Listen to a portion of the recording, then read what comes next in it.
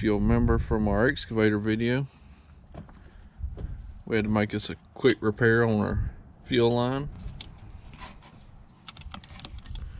The return fuel line to be exact. I used it a couple weeks ago to get to a beaver dam, and it seemed to have started leaking in another spot.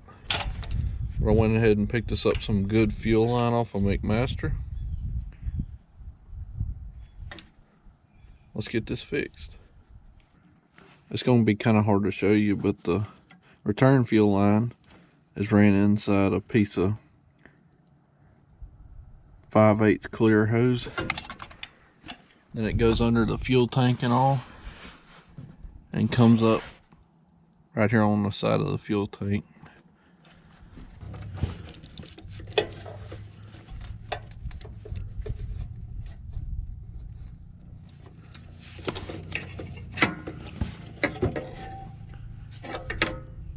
Pinch it on.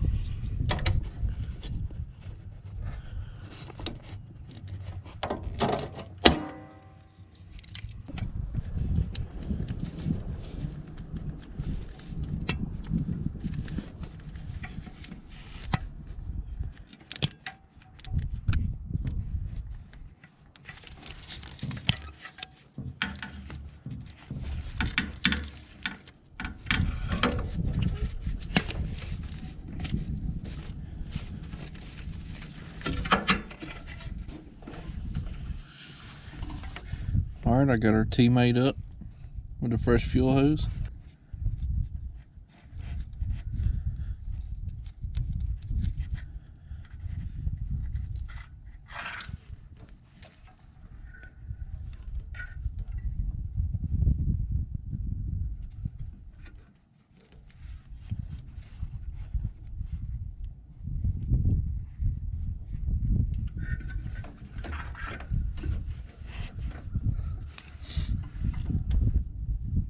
Now this fuel hose, now I had trouble finding out what size this hose is, but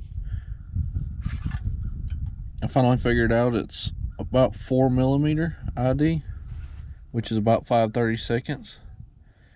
So you can just go on McMaster and order a good fuel and oil rated hose. That's all I did. It's like 25 bucks for 20 foot. I don't know if you noticed, but got a wire to fix here too. Get that fixed while we're at it. Alright, we've had the fuel pump running a little bit. On a signal leak again. Need to zip tie this up just a little bit better and it'll be good to go. I should have bought that fuel line to start with.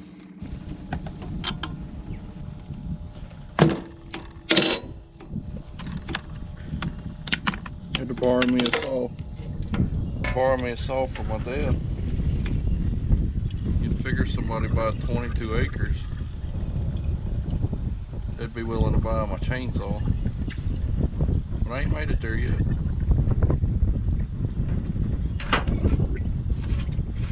I've only ever bought one and it was a piece of junk. This 290's been a pretty decent one.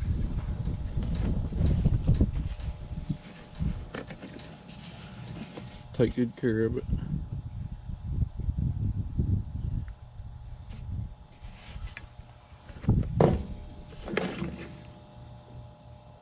Thanks, Jim Bean.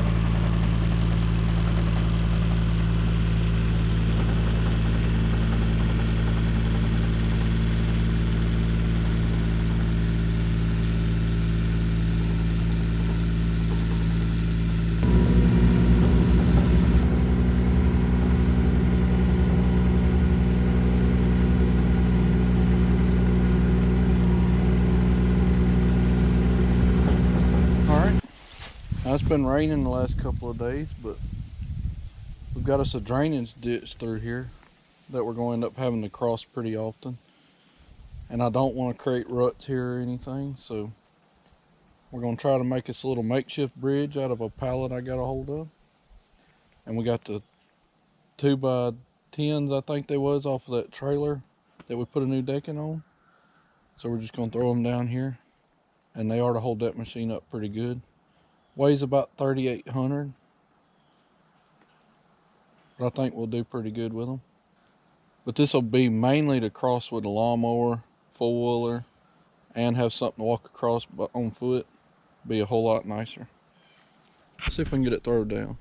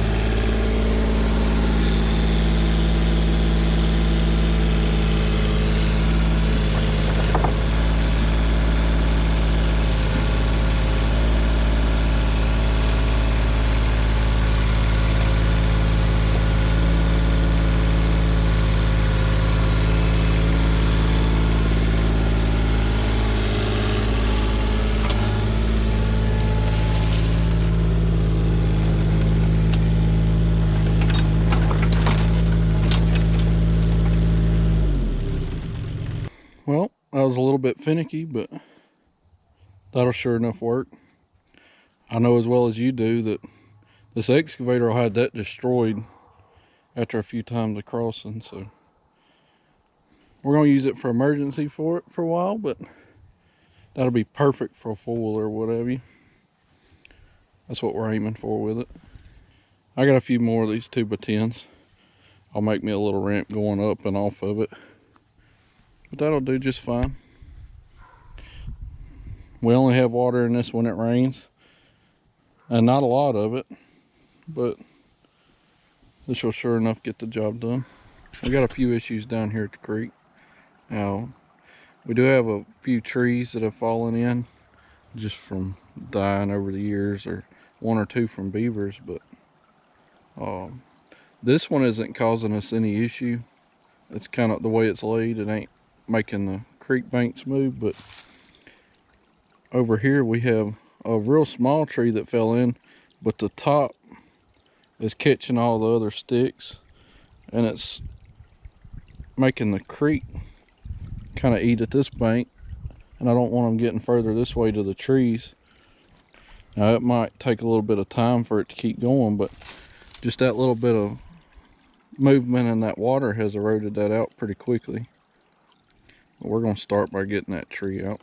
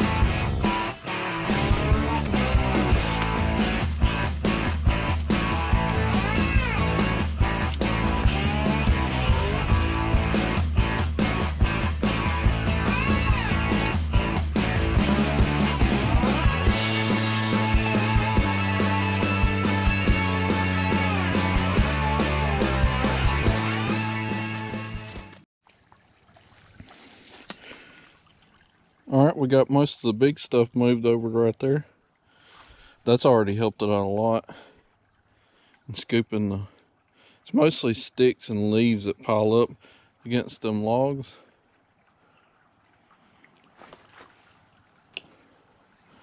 And then the creek washes sand up against the leaves and catches it, and you just end up with this crap.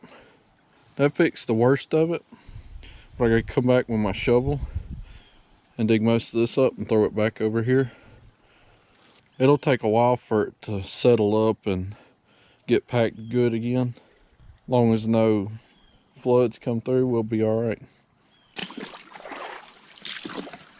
Once one log starts catching sticks, it just piles up from there. It's been working on this like 3 or 4 months now.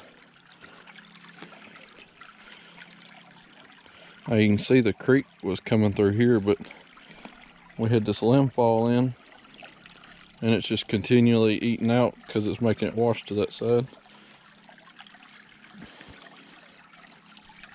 So we're gonna mainly take all these sticks, throw over there, and I'll come back later with the shovel and move the dirt.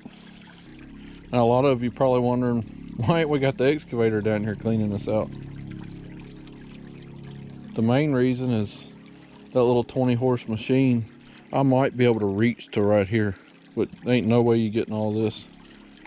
You just flat out have to have like a 18,000, at least a 10,000 pound machine to do this. It's something to think about if you're looking at the smaller Chinese excavators and all. And there ain't no way to get the machine down here further without disturbing more creek bank or burying it, one of the two. Exercise is good for you anyway.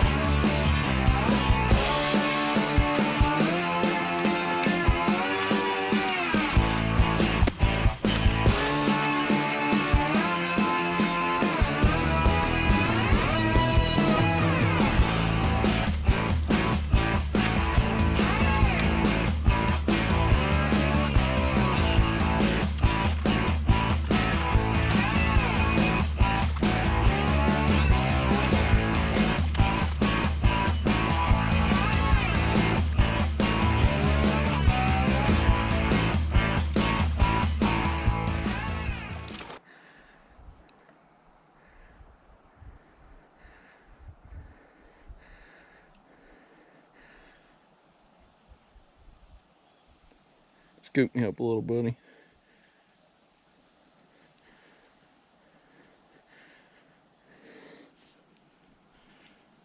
And that's a whole lot better for some handwork. With all them sticks piled up, leaves and sand will just keep piling up right there. So I need to come back with my shovel and cut this off, because it's got this curve right here. It'll just continuously try to erode that way. But we'll get it back cleaned out right here where that tree was. Now a lot of this is from a storm that blowed a couple of trees down, but I'm pretty sure a beaver or two had a hand in it. I know it's been a minute since I posted. Been real busy from the holidays. Anyway, thank y'all for watching. Catch you next time.